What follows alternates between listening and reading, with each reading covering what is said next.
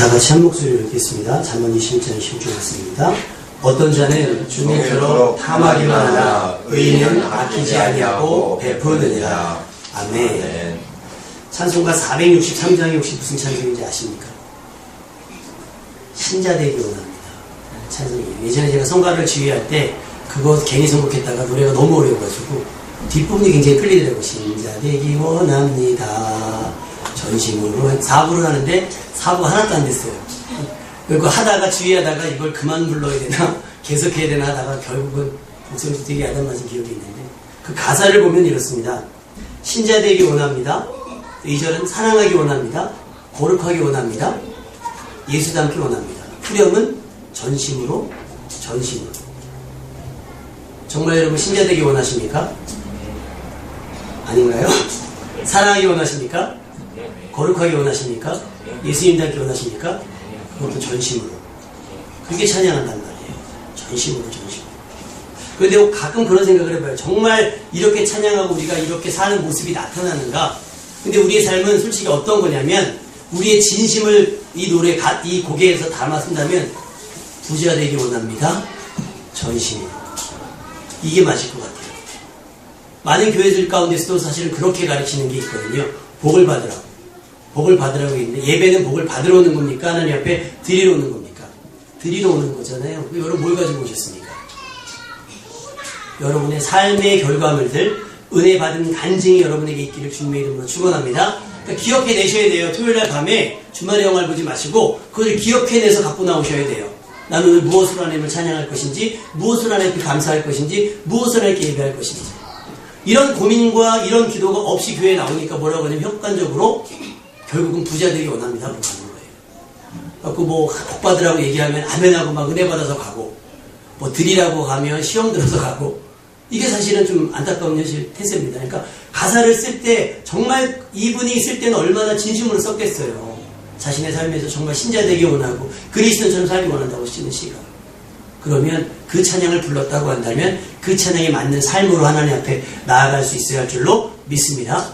한 부자가 있습니다. 좋은 땅을 가졌어요. 좋은 땅을 가져서 그의 소출이 굉장히 풍성했습니다.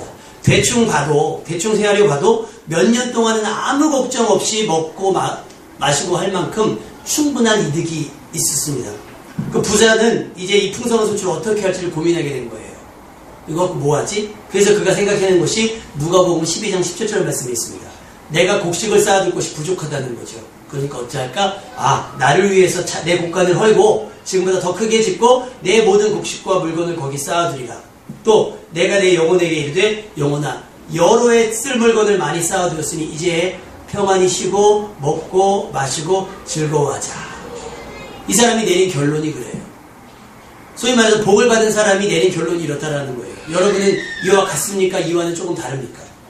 아니면 아직 복을 이만큼 받아보지 않아가지고 몇 년 동안 저기 들 것을 못해가지고 이런 고민조차 아직 못 해보셨습니까?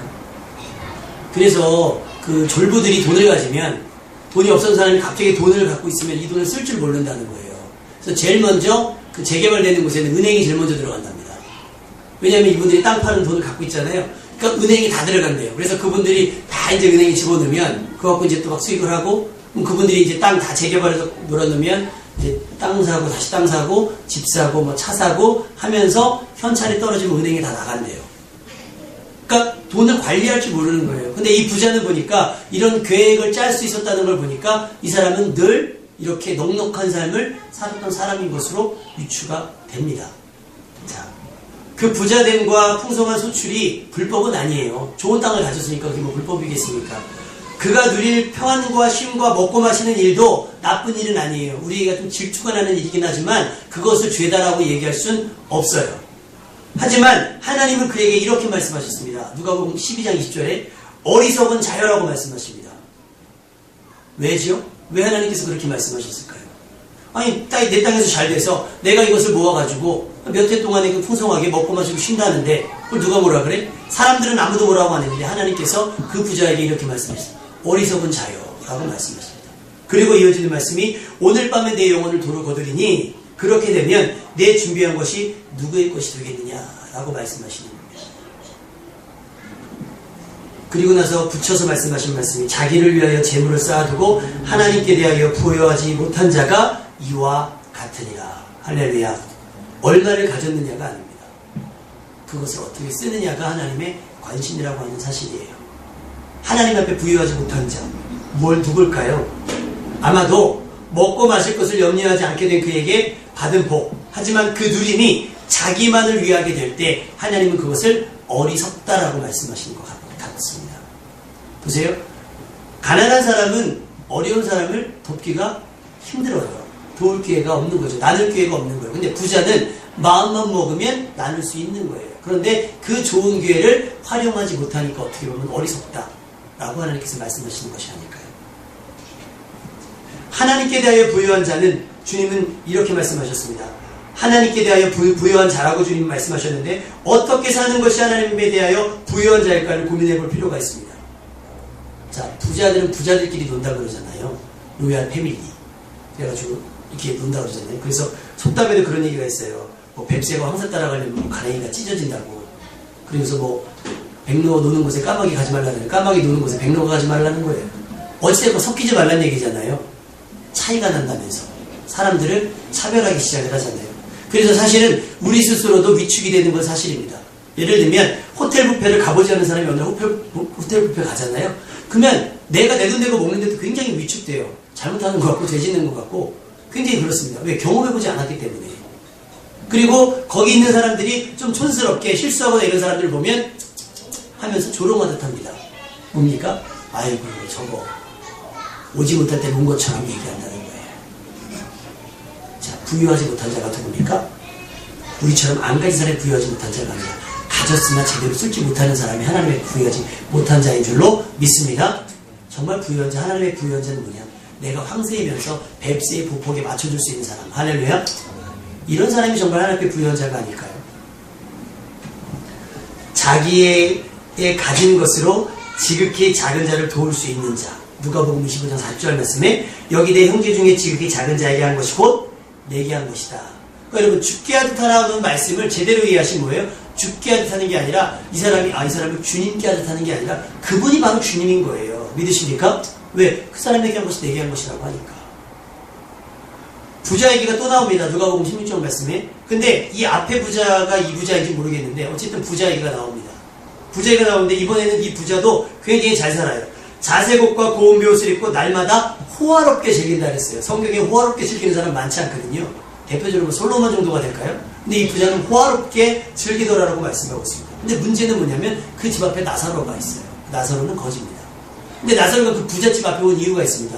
그 부자의 상에서 떨어지는 부스러기라도 먹고 살아야겠다. 생존해야겠다. 라는 마음으로 왔어요. 그런데 그 부스러기를 얻어먹지 못하고 어떻게 됐습니까? 걔가 그 헌대를 들며 결국 죽게 됐습니다. 고통 속에서 죽게 된 거예요. 그리고 부자도 죽게 되었습니다. 호화로움, 부자의 그 호화로움은 더 이상 계속되지 않았습니다. 지속되지 않았습니다. 그리고 나서 나사로는 아브라함의 품에 가고 부자는 우리가 흔히 말하는 이제 지옥에 가게 된 겁니다. 그러니까 이 부자가 얘기합니다. 너무 힘들다고 얘기하죠. 그랬더니 부자에게 얘기하는 것이 무슨 얘기냐면 얘야 너는 살았을 때에 좋은 것을 받았다 라고 얘기하는 겁니다. 자, 이 좋았던 것이 죽어서도 지속이 되면 좋겠는데 이 좋았던 것으로 이 부자는 좋은 것을 얻어내지 못하는 안타까움이 있는 거예요. 이게 하나님 앞에 부유하지 못한 자의 모습인 줄로 믿습니다. 여러분은 어떤 삶을 사시겠습니까? 하나님 앞에 부유한 자가 되시기를 주님의 이름으로 축원합니다. 좋은 것 가지고 무엇을 해야 되겠습니까? 흔히 그런 얘기들 하잖아요. 칼을 의사가 잡으면 치료를 하지만 강도가 잡으면 돈을 빼앗는 흉기가 되는 것처럼 좋은 것, 내게 재산이 있고 내게 물질이 있고 내게 권세가 있고 내게 어떤 명예가 있을 때 그것으로 무엇을 할 것인가? 많은 분들이 개그맨 유재석 씨를 그러니까 많이 칭찬하더라고요. 왜냐니까 유재석 씨는 사인 받으러 오는 사람을 마다하자는데요. 피곤해도 소리 부르트도록 사인을 한대요. 그래서 매니저나 주변의 동료들이 그런데요. 형 형쯤 되면 좀 어느 정도 가려야 되는 것 아니야? 했더니 유재석 씨가 하는 말이 뭐냐면 내 인기가 언제 떨어질 줄 아니? 인기 있을 때나 이 사람들이 날 찾아오지. 그러니까 나한테 귀하다는 거예요. 그러니까 대접하는 거예요. 대접하고 항상 인사하고 항상 그렇게 한다는 거예요. 그러니까 존중받을 수밖에 없는 거라고 하는 거예요. 내가 위치에 있을 때 누군가에게 존중받는 위치에 있을 때 그 존중으로 누리지 말고 나누는 거예요.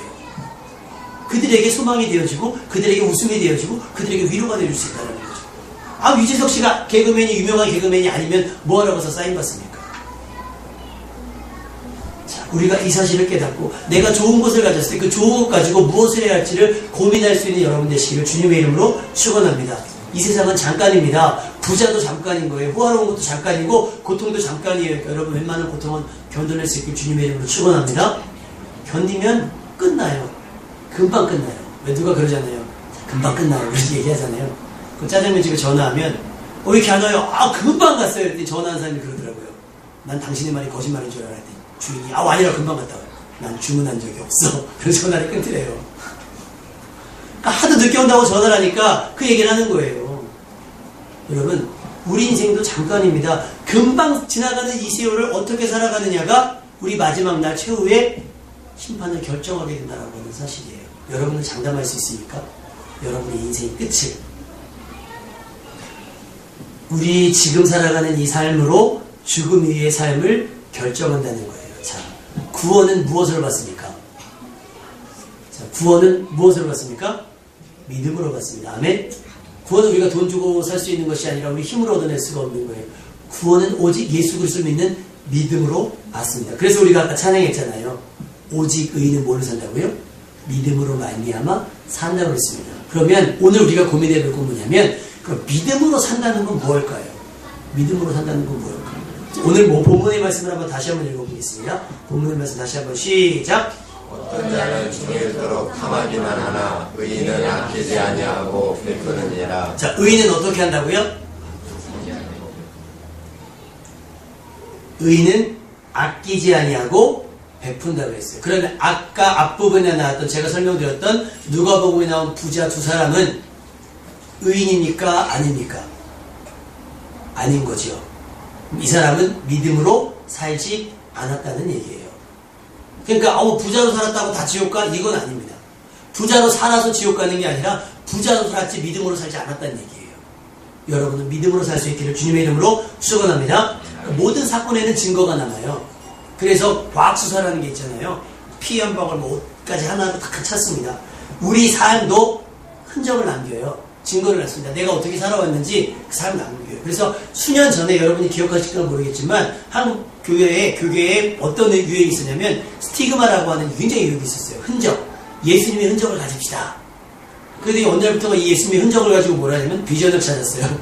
그러더니 점점 성공주의로 흘러가고 있는 거예요. 좀 더 잘 돼야 된다. 좀 더 잘 돼야 된다. 예수 믿으면 공부도 잘해야 된다라고 얘기해요. 맞습니까? 예수 믿으면 공부 잘해야 됩니까? 그러면 예수 믿는 부모님들은 왜 공부를 못했을까요? 라고 자녀들이 묻는다면 사실 할 말이 없는 거예요. 예수 믿으면 믿음으로 사는 것이 공부를 잘하는 게 아니라고 하는 사실을 요즘 깨달아야 되는 거예요. 공부 잘하려면 솔직히 좀 치사해져야 되거든요. 내가 아는 것 옆 친구 가르쳐주면 안 되잖아요. 결국은 부모님들이 믿음으로 가르쳐야 될 자녀들을 뭘로 가르치냐면 치사하게 가르치는 거예요. 세상의 방법대로. 그래놓고 주일날 아침에 발로 툭툭 치워 깨우면서 교회 가라고 얘기하니 사역자들은 죽겠는 거죠. 애들은 스트레스 받고. 여러분, 믿음으로 양육할 수 있기를 주님의 이름으로 축원합니다. 그러려면 여러분이 믿음으로 사셔야 되는 거예요. 그럼 믿음으로 사는 것은 뭘까? 여러분의 삶의 흔적들로 보면 돼요. 여러분 주변에 어떤 사람들이 있는지를 보면 남 증거를 찾을 수 있어요. 그러면 이 사람이 어떤 삶을 살았는가 알 수가 있다는 거예요. 자, 학생들 수학여행 가면 선생님들이 가방을 주십니다. 가방에 뭐가 나와요? 뭐 그것도 나오고 그것도 나오잖아요. 맞습니다. 여러분이 추측하는 그게 나옵니다. 두꺼비도 나오고 담배도 나오고 그래요. 뭐 하겠다는 얘기예요? 마시고 피우겠다는 얘기 아니겠어요? 그러면 그걸 증거로 잡아요. 그래서 아직 그것이 벌어지지 않은 일이지만 선생님들이 걔네들을 책망할 수 있습니까? 없습니까? 있다는 거예요. 여러분의 소유 중에 불법을 행할 수 있는 것들이 있다는 거예요. 아직 벌어지진 않았지만 그것이 있음으로 인해서 여러분이 벌어질 수 있는 일들이 하나님 충분히 추측이 가능하다는 얘기입니다. 여러분 무엇을 가르쳐서 그것으로 무엇을 쓰시겠습니까? 그것을 고민할 수 있어야 되는 거예요. 자, 호화롭게 사는 것이 죄는 아니에요. 하지만 집 앞에 죽어가는 거지를 외면하는 것은 죄가 됩니다. 그러므로 사람이 선을 행할 줄 알고도 행하지 아니하면 죄니라. 동의하시면 아멘. 여러분의 삶은 일주일 동안 어떻게 살으셨습니까? 혹시라도 제가 예전에 청년 시절에 차량 운행을 하다가 저기 한전사거리에서 어떤 분이 반은 보도블록에 반은 도로에 이렇게 쓰러져 있어서 저는 죽은 줄 알았어요. 또 차를 갓길에 대고서 딱 내려가서 막 흔들어 깨웠더니 여자분인데 완전 만취한 거예요. 근데 그 옛날에 화성경찰서 있었잖아요. 그래서 막 흔들었어요. 그래서 여기서 주무시면 돌아가셔요. 막 흔들어 깨웠어요. 그래가지고 딱 세워놨더니 도저히 그냥은 못 가겠다는 거예요. 그래서 뭐 어떻게 태울 수도 없고 그러니까 저기 경찰서 데려다 드릴게요. 이분이 갑자기 막 뛰어가는 거예요. 막 돌아가서 이대로 가면 돌아가실 것 같은 거예요. 그래서 부랴부랴 어떻게 하고 제가 교회 제가 태운 거예요. 그러다 집에 태워다 줬거든요. 집에 뭐 이렇게 물어보라 그래갖고 막 술김에 얘기를 타는데 더 웃긴 건 이분이 내리면서 2만 원을 주고 내리더라고요. 택시 탄 줄 알았나 봐요.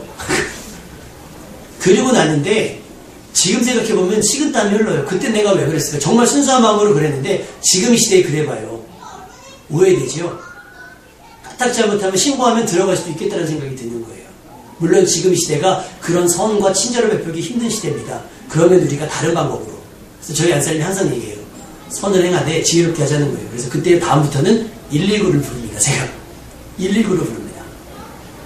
그래서 그 근처에 있다가 가까이 가진 않아요. 피 흘리거나 이런 상황이 아니면 그런 분들을 만나면 이따가 신고를 해서 119가 오는 걸 보고 갑니다. 그런데 만약에 내 바쁘다는 핑계로 어떤 영업을 이유로 여러 가지 상황 때문에 분명히 저 그냥 지나가면 안 되는데 하면서 그냥 지나갔다. 그럼 뭐가 됩니까? 죄가 된다라고 하는 사실이에요. 의인은 믿음으로 살지요. 우리 믿음으로 살지 못하게 된다라고 하는 겁니다. 그래서 여러분 혹시 이런 고민 안 해보셨어요? 주일날 교회 오고 있는데 어떤 할머니가 무거운 짐을 들고 간다? 무거운 짐을 들고 간다? 그럼 우리 급표선생님 어떻게 하시겠습니까? 예배 시간에 그 할머니 그 짐을 데려다 주면 예배 시간에 늦는데 어떻게 하시겠어요? 예배 시간에 늦는데 PPT 안 띄우고 누가 하고요. 저희 교회는 이렇게 합니다. 우리 하나님은 이렇게 인색하신 분이 아니에요. 근데 우리 하나님을 인색하게 오해했던 사람들이 누구예요? 바리새인들이잖아요. 그러니까 지레 겁먹어가지고 이것도 안 되고 저것도 안 돼. 안 돼, 안 돼, 안 돼. 계속 한다는 얘기가 예수님 쫓아내면서 저러면 안 되잖아, 저러면 안 되잖아, 저러면 안 되잖아. 예수님이 그 얘기를 듣다 지쳐갖고 욕을 한번 확 하잖아요. 우리 예수님이 그렇게 경건하신 분이고 거룩하신 분이 욕을 확 하잖아요. 독사의 자식들이야. 얼마나 화가 나셨으면 예수님이 욕을 하셨겠어요. 근데 우리 삶이 그런 율법을 나름대로 만들어 놓고 그렇게 신앙생활을 하는 거예요. 선을 베풀지 아니하고. 그 얘기가 강도 만난 자의 이야기가 나옵니다. 강도를 만난 사람이 거반 죽게 되었잖아요. 그때 제일 먼저 누가 지나가냐면 예수님의 비유에 제사장이 지나갑니다. 하나님의 일을 해야 되잖아요. 제사를 집례하는 사람이 지나갑니다. 얼마나 거룩하고 얼마나 경건한 사람이 지나갑니까? 고민되는 거예요. 저거 죽었나 살았나. 왜 죽은 시체를 손대면 안 되니까. 저거 죽었나 살았나. 그러니까 아예 가까이 가자고 싹 지나갑니다. 레위인이 지나갑니다. 성전에서 일하는 사람이잖아요. 이거 안 되겠어. 레위인도 지나갑니다. 사마리아 사람들, 이스라엘 사람들에게 학대받고 이스라엘 사람들에게 조롱당한 사마리아 사람은 아무렇지 않게 그에게 다가가서 자기 것으로 다 귀도 포도주 다 끼고 씻겨서 주먹집에 데려다 주면서 그의 치료를 부탁을 하잖아요. 근데 이 질문을 누가 했느냐? 율법사가 있습니다. 율법에 아주 끼고 있는 사람이 물어. 선생님이요, 내가 어떻게 하면 영생을 얻겠습니까? 구원에 관련된 질문을 하는 거니까 하나님 말씀 지켜라는 거예요. 하나님을 사랑하고 내 이웃을 내 몸과 같이 사랑하라. 예수님이 이 말씀하신 거예요. 그러니까 이 사람이 자기 나름대로 뭐 지킬 소원을 다 지켜가니까 한다는 얘기가 그럼 내 이웃이 누굽니까? 라고 질문했을 때 예수님께서 이 비유로 말씀하신 거예요. 그래서 묻지요. 그 율법사에게 예수께서 묻습니다. 누가 강도 만난 자의 이웃이 되겠느냐? 누가 이웃이 되겠습니까? 선한 사마리아 사람, 그 사람이 이웃이 됩니다. 대답했더니 예수께서 너도 가서 이와 같이 하라고 했어요. 예를 들어 아까 말씀 그 교수님이 할머니 무거운 짐 들여다 놓고 왔어요. 그래서 예배에 30분 늦었어요. 오다 번개 맞습니까? PPT 맡은 자에게 구할 것은 충성이라 그랬는데 예배가 엉망이 됐잖아요. 우리 하나님이 과연 그러실까를 생각해 보자는 거예요. 우리를 구원하시기 위해서 십자가 예수님 못 박으면서까지 우리 사랑하신 그분이 예배 시간에 늦은 것 가지고 트집 잡아서 우리를 책망하시겠냐는 거죠. 여러분은 하나님을 오해하지 않기를 주님의 이름으로 축원합니다. 과연 제사장이 그 강도 만난 자를 도왔을 때 그 제사장이 부정에 대해서 집례를 못하게 됐을까요? 못하게 됐으면 어때요? 저 영혼이 살았는데. 할렐루야. 레위인이 저 시체를 혹시 그 사람이 죽어서 시체를 만들어서 부정하게 됐기 때문에 못 갔다고 한다면, 성막에서 일을 못하게 됐다면 난 혼자 좀 저기 하지만 그래도 내 안에 기쁨이 있지 않을까요? 내가 비록 내 맡겨진 일들은 감당하지 못했지만 저 사람을 살렸어 라고 하는 자부심이 있지 않을까요? 만족감이 있을까요? 하나님은 그것을 더 기뻐하지 않을까요? 우리 스스로 내 있는 것들을 만들어내시는 주님의 이름으로 부탁을 드립니다. 오늘 이렇게 함께 예배하잖아요. 우리 집사님하고 우리 동호 선생님인데, 제가 그 사랑의 교회 생각할 때 정말 오른팔, 왼팔, 양팔 있죠? 거의 양팔 굉장히, 제가 오늘 물었어요. 오늘 얘기했어요. 정말 오랜만에 푹 잤겠다고. 왜냐면 그 교회는 찬양기도 하려면 새벽 기도를 빠지면 찬양기도를 못 한다니까요. 반주하고 찬양 같이 했어요. 그래서 어느 날 제가 늦잠을 자는 바람에 새벽 기도를 못 나왔어요. 주일날. 그리고 부랴부랴 교회 갔더니 동호쌤이 새벽 기도 끝나고 집에도 먹고 얼굴은 하얘진 상태로 전사님 저는 어떻게 하면 좋아요? 내가 아무렇지도 않게 나는 죄가 없다는 듯이 그렇게 했어요. 인도해 준비해서 내가 그랬어요. 민망하니까. 근데요, 이게 믿음 있는 사람에게는 괜찮아요. 그런데 만에 하나라는 경우가 있잖아요. 실수했을 때 온유가 됩니다. 시험에 듭니다. 힘겨워져요. 바리새인들의 율법인 거예요. 내 열심히 자발적으로, 그렇다고 우리 뭐 소연쌤이나 동호쌤이 억지로 했다는 게 아니고 정말 징그러울 정도로 너무나 열심히 했어요. 내가 겨루지 못할 정도로 너무나 열심히 했어요. 정말 그때 생활, 그때가 즐거웠고 어느 교회 가든 내가 그 얘기를 하는데, 문제는 뭐냐? 조금씩 지쳐간다는 게 문제인 거예요. 충성을 하는데 위로가 되지 못하는 거예요. 그러니까 사회적으로, 가정적으로 내가 선을 베풀 수 있는 기회가 없이 되는 거예요. 뭐에 뺏겨서? 의무에 뺏겨서. 그러니까 아마 동호 선생님도 그렇고 우리 전사님도 그렇고 우리 교수님도 느끼겠지만, 그 예배 스텝은요, 예배를 못 드립니다. 동호 선생님 수년 만에 예배 정말 한가롭게 앉아서 말씀에 집중하는 거죠. 그 교수님도 지금 오늘은 그래도 애들이 잠잠한 배인데 막 하면 전사님 뛰어나갔다 들어와야 되고요. 뭐 어떻게 손가락 끼고요. 화장실 간다 그러고요. 막 난리 난다. 그러면 선생님들 두 분 전사님 왔다 갔다 해요. 그러니까 예배를 도와야 되는 이유 하나만으로 예배를 못 드려야 돼요. 저희는 아예 선언했어요. 애가 울면 우는 대로 두자고. 그냥 최소한만 움직이자고. 그리고 저한테 집중해달라고 제가 항상 얘기하거든요. 뭐 하러 오셨어요? 예배 드리러 왔잖아요. 예배하자는 거예요. 예배하자는 거예요. 다른 분위기에 신경 쓰지 말고. 잘 보세요. 제사장이 그 강도만 여자를 도우고 성막에 갔습니다. 부정했기 때문에 하나님께서 안 돼, 너는 부정했으니까 들어오지 마 그럴까요? 아니잖아요. 레위인이 그를 도왔다고 칩시다. 반대로 생각해 볼까요? 어느 날 제사장이 예배를 집례하고 제사를 집례하고 있는데 낯이 익은 사람이 있어요. 어디서 많이 본 것 같아요. 제사 집례하면서 계속 신경 쓰이는 거 있잖아요. 저 사람 기억은 안 나고 본 거는 같은데 기억 안 나잖아요. 근데 예배를 집례하다가 번제를 막 드리고 있다가 갑자기 딱 생각나게 그 강도 만난 사람이에요. 사마리아 사람 덕분에 살아가고 돌아와서 예배 드리고 있어요. 그럼 그때부터 제사장은 예배가 될까요, 안 될까요? 집례가 안 되겠지요. 우리 삶이 그렇다는 거예요. 믿음으로 산다고 하면서 결국은 예배의 삶 앞에 나올 때 예배의 형식, 종교의 형식은 있는데 삶이 없는 거예요. 삶이 없는 예배, 껍데기 예배가 돼버리고 말았다는 거예요. 무엇을 해야 영생을 얻으니까? 주님께서 말씀하신 너도 가서 이와 같이 되라. 이웃이 되라는 거예요. 내 이웃을 내 몸과 같이 사랑하라고 말씀하신 거예요. 반대로 내 이웃을 내 몸과 같이 사랑하지 아니하면 요한 1서의 말씀에 뭐라고 기록되어 있습니까? 눈에 보이는 형제를 사랑하지 않고 하나님을 사랑한다고 말하는 건 거짓말이다라고 말씀하신 거예요. 여러분 주님을 사랑하십니까? 그러면 이웃을 내 몸같이 사랑할 수 있게 주님의 부탁을 드립니다. 도우실 수 있어야 됩니다. 도우실 수 있어야 돼요. 자신의 눈에 보이던 강도만난 자를 외면하고 내 집 앞에 죽어가는 나사로를 외면하고 그저 나만 위해서 창고를 짓고 갔던 그 사람의 기도가, 그 사람의 예배가 하나님 앞에 닿을까요? 저는 닿지 못하리라고 생각이 됩니다. 예수님은 종교적인 그에게 이웃이 되라고 말씀하십니다. 내 몸처럼 살아가라. 오직 의인은 믿음으로 산다고 말씀했습니다. 믿음으로 산다는 건 무엇일까요? 위에 아까 언급했던 부자들에게 그 건전한 믿음이 있었다고 한다면, 말씀에 근거한 믿음이 있었다고 한다면, 아까 그 율법사에게 정말 하나님의 말씀을 말씀대로 이해하고 깨닫는 은혜가 있었다고 한다면 그렇게 살지는 않았겠지요. 경건은요, 큐티하다고 경건이 아니에요. 경건의 시간 있잖아요. 큐티. 사람이 지금도 큐티하죠. 아유. 큐티.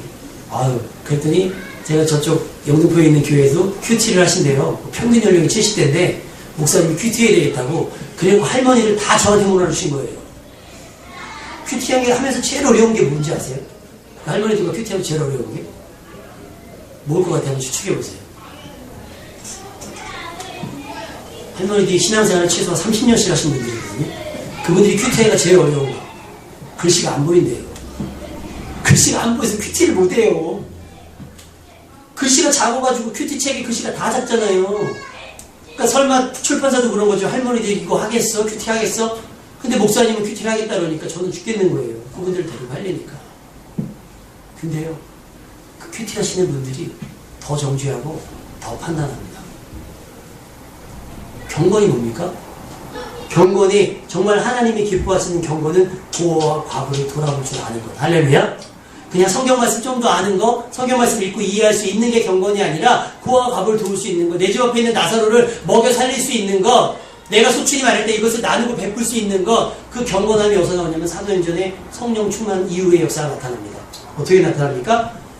내 소유를 팔아 다 가난한 자들에게 나눠주는 거예요. 그랬더니 그 이후에 어떤 일이 벌어지냐면 사도행전 4장 30절 말씀에 그 이후에 보면 믿는 무리가 다 한 마음과 한 뜻이 되어 모든 물건을 서로 통용하고 제 재물을 조금이라도 제 것이라 하는 이가 하나도 없더라.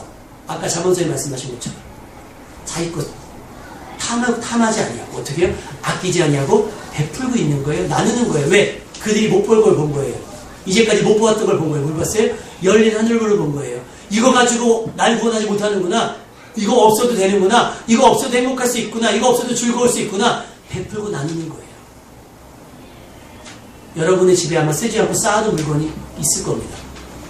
여러분의 옷장이 분명히 입지 않으면서 버리지 못하는 것들이 있을 거예요. 그죠? 그러니까 쌓아둘 곳이 없는 거예요. 그러니까 뭐예요? 아우 장롱이 부족해. 그러니까 장롱 사는 거예요. 뭐 하는 자입니까? 탐하는 자입니다. 안 있는 건 나누고 베푸세요. 요즘엔 전화하면 두 가지로 온대요, 여러분. 책도요. 안 읽는 걸 나누고 베푸세요. 요즘에 그 운동 많이 하잖아요. 굳이 누가 운동한다고 해서 그냥 여러분 범사에 나누고 베푸세요.